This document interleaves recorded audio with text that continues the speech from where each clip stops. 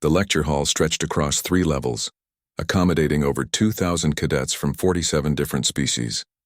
Instructor Velcroth, a towering Xanthari with crystalline skin that refracted the ambient light into prismatic patterns, commanded attention from the central podium. His 4 arms gestured dramatically as he spoke of the galaxy's most brutal period, the Prime Wars. Understand this. Velcroth's voice resonated through the chamber, amplified by the translation nodes embedded in every seat. No species has survived Prime War, not one. The civilizations that entered those conflicts ceased to exist. Some were annihilated entirely. Others were so fundamentally broken that they devolved into primitive shadows of their former glory. Emma sat in the human section, a modest cluster of only 12 cadets among the sea of alien faces. She kept her expression neutral, her fingers drumming silently against her datapad. Beside her, Elijah shifted uncomfortably, his jaw tight. The instructor continued, his tone taking on a reverent quality. The Krell Empire, masters of quantum warfare, were the first. They initiated Prime War Alpha against the Hive Collective. Both species controlled over 200 systems each.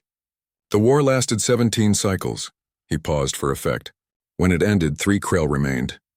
The Hive Collective was extinct. 3 survivors out of trillions. A collective murmur rippled through the audience. Emma noticed several species physically recoiling at the statistic. The Vex Coalition and the Syndros Federation fought Prime War Beta. Velcroth continued, his crystalline features darkening. 41 cycles of total warfare. They deployed weapons that cracked planets, unraveled stars, and poisoned entire nebulae with self-replicating nanoplagues. Archaeological evidence suggests both civilizations achieved technological singularity during the conflict, transcending physical form itself. He let the silence hang heavy. Neither survived their ascension. We found their digital remnants scattered across quantum foam, screaming in frequencies that drive our best AIs to madness. Emma felt Elijah's hand move toward hers under the desk. She gave it a brief squeeze before pulling away. They couldn't afford attention. Not yet. There have been 7 Prime Wars in recorded galactic history, the instructor declared. 7 times species reached the pinnacle of their civilization, encountered an equal power, and chose total annihilation over coexistence. 7 times the galaxy lost its brightest stars. His eyes, all 6 of them, swept across the cadets. This is why the Galactic Concordat exists. This is why we have the absolute ban on species-wide conflicts. This is why peace, no matter how difficult, is the only path forward. A Threndian cadet, her feathers puffed with curiosity, raised a tentacle. Instructor, you said no species survived. But surely their descendants— No! Velcroth cut her off firmly. You misunderstand. I do not mean the species died out. I mean the species, their culture, their identity, their continuity did not survive. What emerged from the ashes were not the same peoples. They were traumatized remnants who had forgotten why they fought, who they were, what they had been. Survival of individuals is not survival of civilization. Emma's fingers stopped drumming. Elijah leaned forward slightly. The closest any species came to surviving a Prime War was the Drath Unity, the instructor said, pulling up a holographic display. Ancient ruins materialized above the podium, magnificent structures reduced to melted slag. They fought Prime War Gamma against the Mesh consciousness. After 93 cycles, the Drath achieved something no other species had. They sued for peace before complete annihilation. They lost 68% of their population and 91% of their territory. The hologram shifted to show hunched primitive creatures. Within 5 generations, they had regressed to Stone Age technology. Today's Drath are descended from those survivors, but they share nothing with their ancestors except genetics. Their language, their history, their identity, all lost. A heavy silence blanketed the hall. So remember, cadets, Velcroth said solemnly, no species survives Prime War. The math is absolute. The evidence is clear. When civilizations of equal power commit to total warfare, extinction, cultural if not physical, is the only outcome. Emma felt Elijah tense beside her. She knew what he was thinking because she was thinking it too. The instructor was wrong. Not entirely, but wrong about the most important part. Instructor. Elijah's voice cut through the silence. He stood and 2,000 pairs of eyes turned toward the human section. Velcroth's crystalline brow ridges rose. Cadet Elijah, You have a question? Not a question, sir. A correction. The temperature in the room seemed to drop.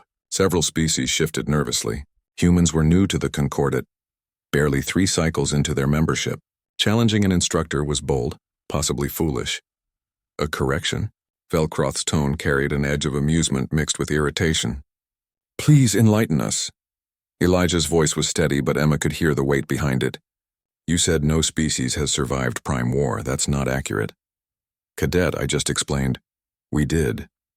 The silence that followed was absolute. Emma stood beside Elijah, her voice joining his. Humans survived Prime War, she said quietly. But in the perfect acoustics of the lecture hall, everyone heard. We called them World Wars.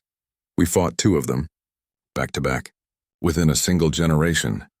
Velcroth's forearms lowered slowly. Around the hall, translators buzzed with confused chatter. The instructor's voice was carefully controlled. Cadet Emma, planetary conflicts do not qualify as prime wars. The definition requires species-wide mobilization, Elijah interrupted. Check. Every major population center involved. Multiple theaters spanning entire continents. Industrial capacity converted entirely to warfare. Weapons of mass destruction deployed without hesitation. Civilian casualties in the tens of millions. He paused. We met every criterion, instructor, twice. Emma continued, her voice soft but unwavering. The first one, we lost 20 million people. We called it the war to end all wars. We were wrong. 21 years later, we did it again. Worse this time. 85 million dead. We developed weapons that could end all life on our planet. We used them on ourselves. The hall had gone deathly quiet. Even the translator nodes seemed to have stopped humming. Velcroth stared at them, his crystalline features unreadable. And yet you claim you survived.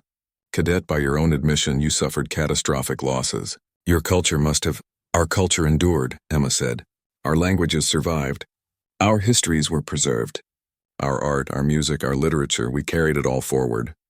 We didn't forget who we were or why we fought. We remembered everything. Her voice grew stronger. And then we looked at what we'd done, at the ashes and the graves, and we chose differently. We built peace from the ruins. Not perfect peace, we still fight, still argue, still make mistakes. But we never forgot that we're one species, one people. We survived because we refused to let the war kill who we were.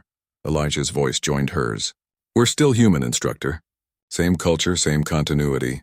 Unbroken chain from before the wars to after. We didn't devolve. We didn't fragment. We didn't lose ourselves. He met Velcroth's 6 eyes without flinching. We survived Prime War, both of them. The instructor stood motionless for a long moment. Then slowly something changed in his posture. The condescension faded, replaced by something else. Respect, perhaps. Or fear, I see, Velcroth said quietly. His voice carried across the silent hall. I will review the human historical records. Class dismissed. As 2,000 cadets filed out in stunned silence, Emma and Elijah remained standing. Around them, their fellow humans, all 12 of them, sat with straight backs and steady eyes. They were the descendants of survivors, of a species that had stared into the abyss of total war and climbed back out, scarred but unbroken. They were human, and they had survived.